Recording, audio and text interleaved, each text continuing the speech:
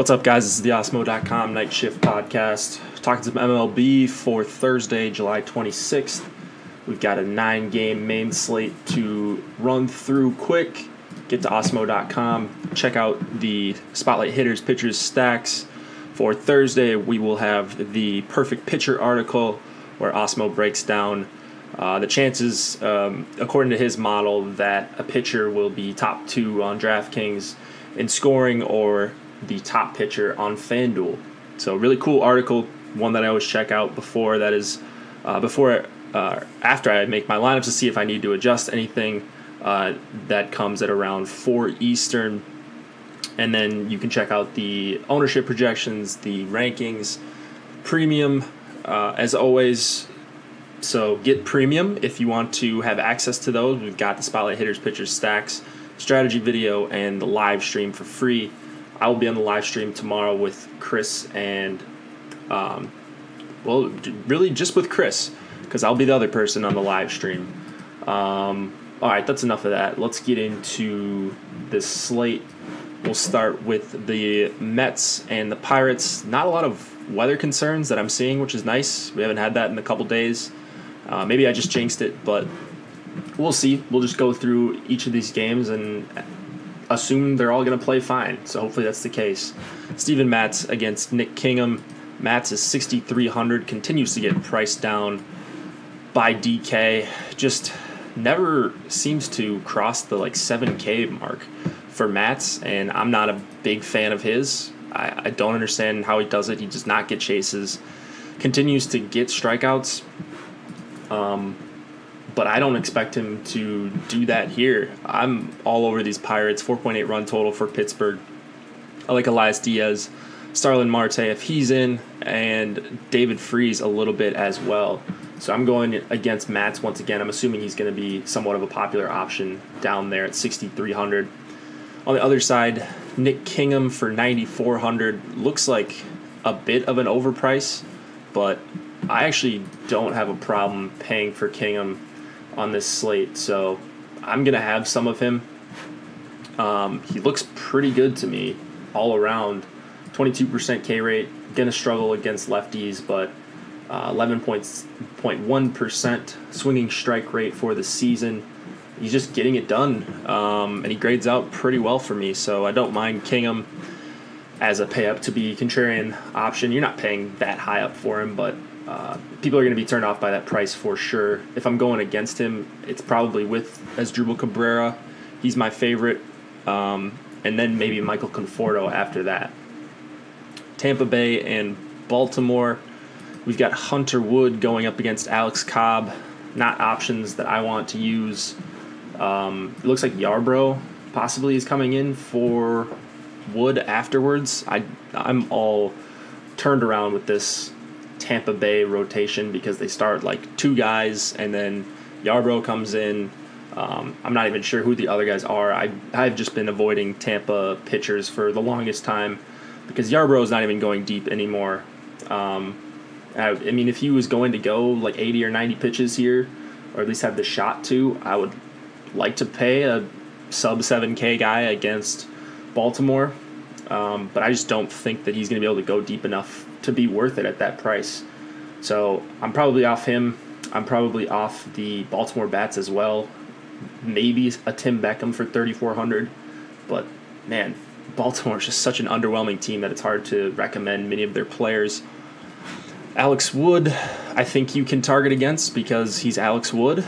One guy that sticks out to me is Jake Bauers.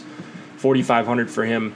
That's kind of expensive, yeah, but he's been hitting like a player that deserves to be that expensive. So I like him.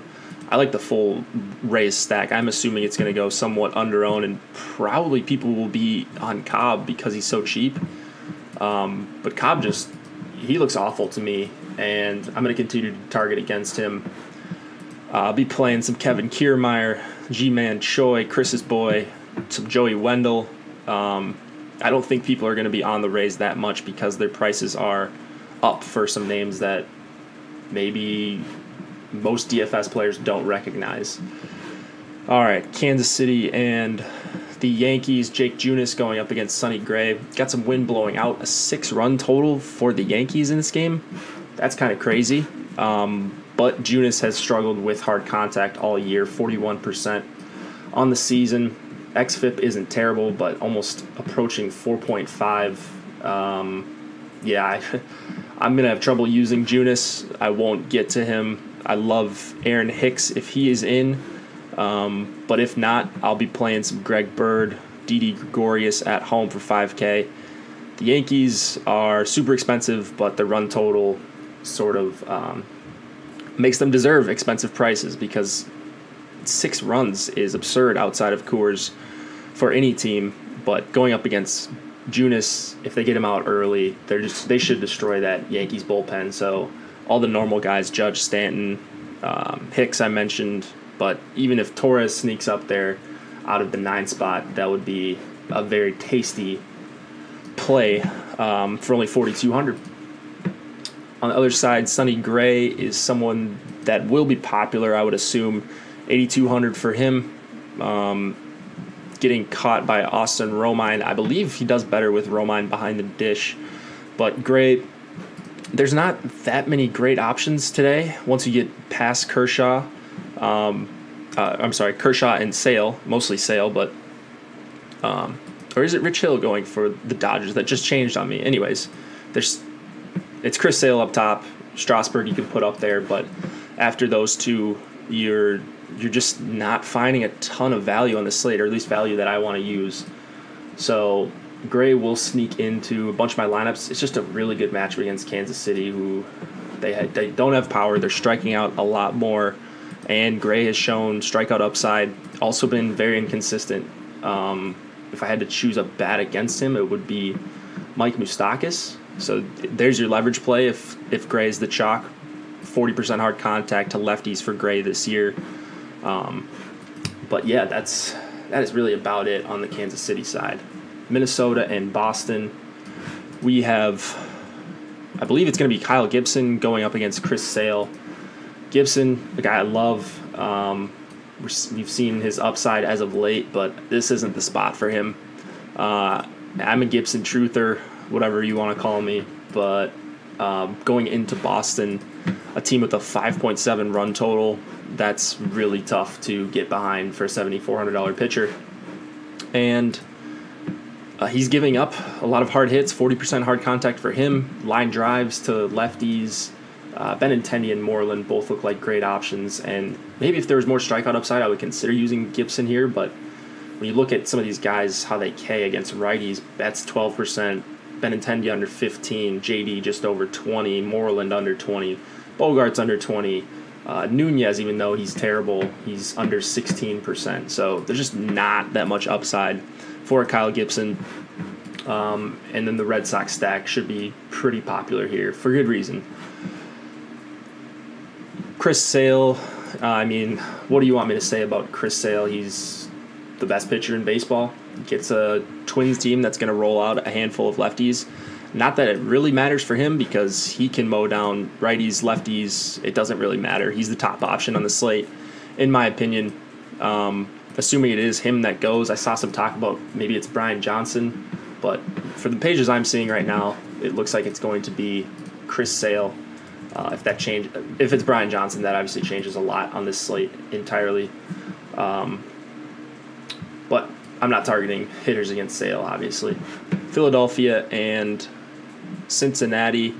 Ranger Suarez, is that right? Ranger Suarez going up against Tyler Mahle. I actually don't mind Tyler Mahle here.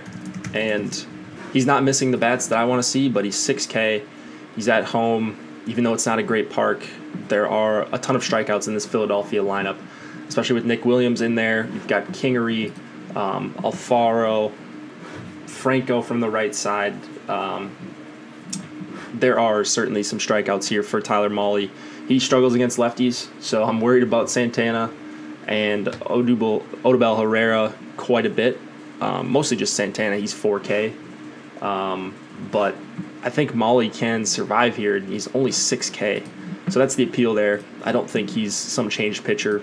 He threw 115 pitches in his last start, so I'd love to see that as the season goes on. They're letting these guys get stretched out. There's something to be said for a guy that can go over 100 pitches, and at 6K, it's tough to find that sometimes. So hoping Miley can get the job done. Ranger Suarez. Don't know much about him. He's a lefty. That means Eugenio Suarez will get to hit a home run off of him because he does against every lefty.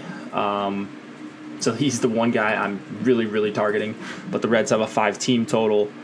You've got Duvall in there for only 3,700. Peraza, Joey Votto, lefty. I never mind using. I even like Barnhart for 3,200. So the Reds are a pretty easy stack for me to get to as my Wi-Fi goes out while I'm trying to look up Ranger Suarez. So we'll just leave him for tomorrow with Josh and I.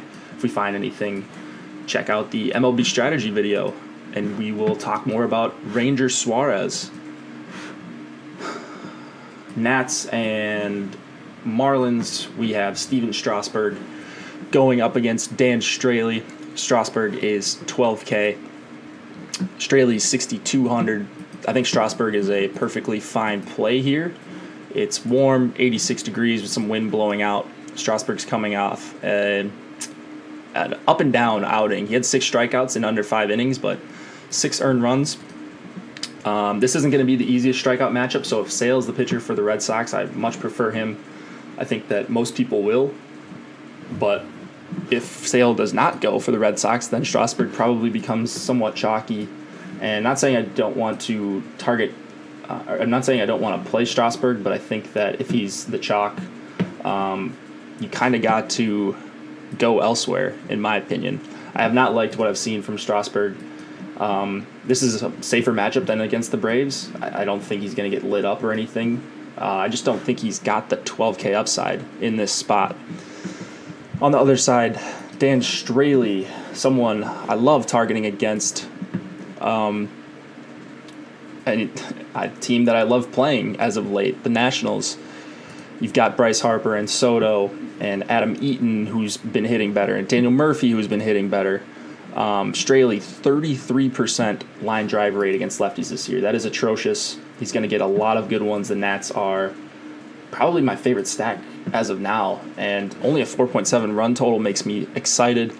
I'm pretty pumped to go up against Dan Straley with a lot of lefty power. You've got some speed in there with Turner and Eaton at the top.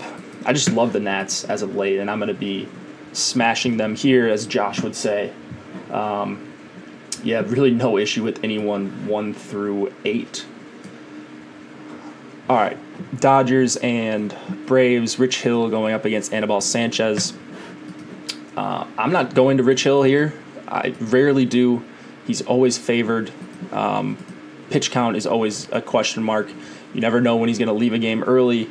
So there's just a lot of question marks with Rich Hill. He threw 95 pitches in his last start. That's about as high as he's going to get, outside of maybe an outlier performance here and there. So 9,200, you need strikeouts, and I've actually got the Braves being one of the better teams in the MLB against lefties this year. Especially if Acuna's leading off, then you've got Albies. Freeman can hit lefties. Markakis doesn't strike out against either side that much. And then I've got Camargo being a pretty good hitter, a 119 WRC plus against lefties this year. Kurt Suzuki has matched lefties since the start of last year. He doesn't strike out either. So this is a tough matchup for Hill. For that reason, I'm off of him. I like some of the guys I mentioned on the Braves against Rich Hill. And yeah, so I'm pretty sure I'm going to be away from the public on this game.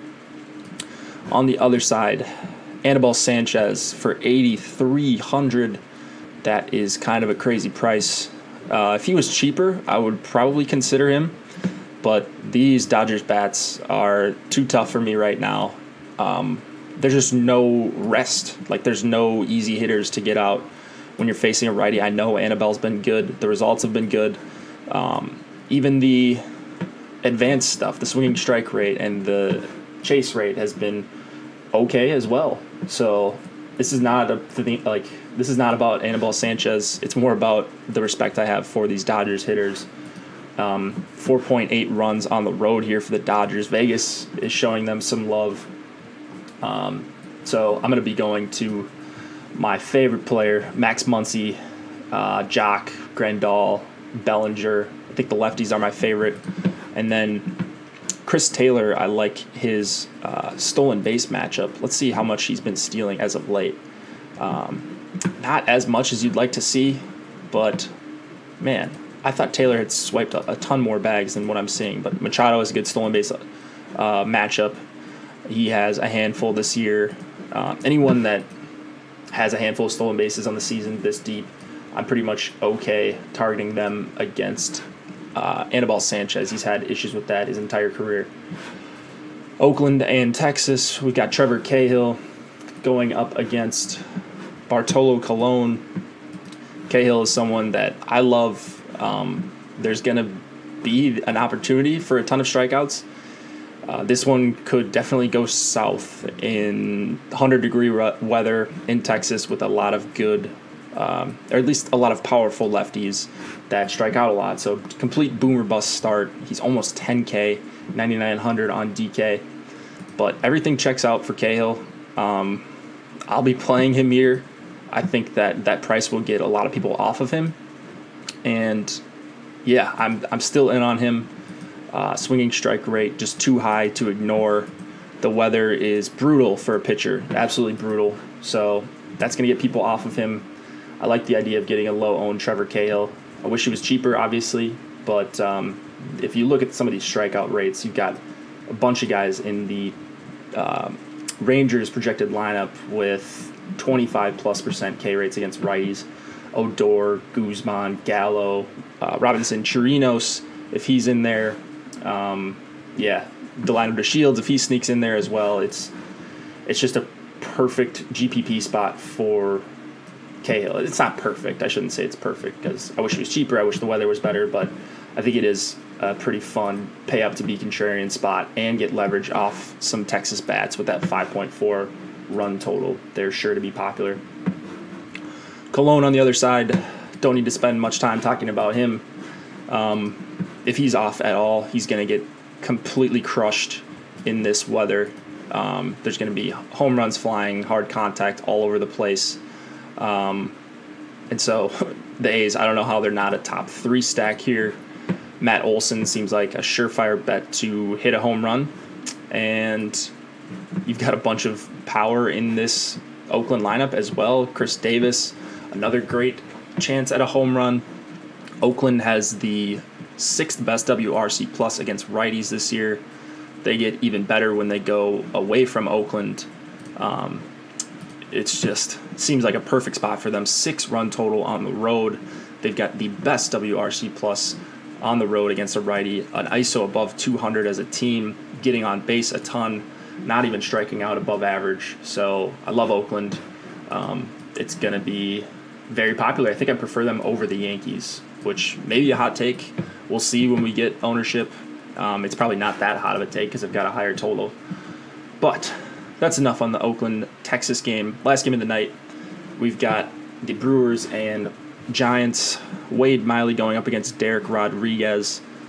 I think both of these guys are tentatively in play for me. Wade Miley, 6,600. Derek Rodriguez, 7,900. It seems by far to me the best pitching environment of the night. You get to go in AT&T. It's only 60 degrees, it looks like, at game time. And, yeah, I don't love either of these two pitchers, but I'm not crazy about the bats here. McCutchen and Posey both grade out well for me against lefties. But Wade Miley, decent at getting ground balls, does give up hard contact. But, man, it's hard to pass up a pitcher at 6,600, slight underdog in this kind of park when if Sale is going for the Red Sox, you're going to need some salary relief because that's where I'd like to go in a lot of my lineups. So Miley is on the table for me, and Derek Rodriguez a little bit overpriced. I'm more worried about using him than Miley in this spot. Rodriguez does not grade out as the type of pitcher I really like to use, and especially not at 7,900. That's why I'm more comfortable using Miley on the road.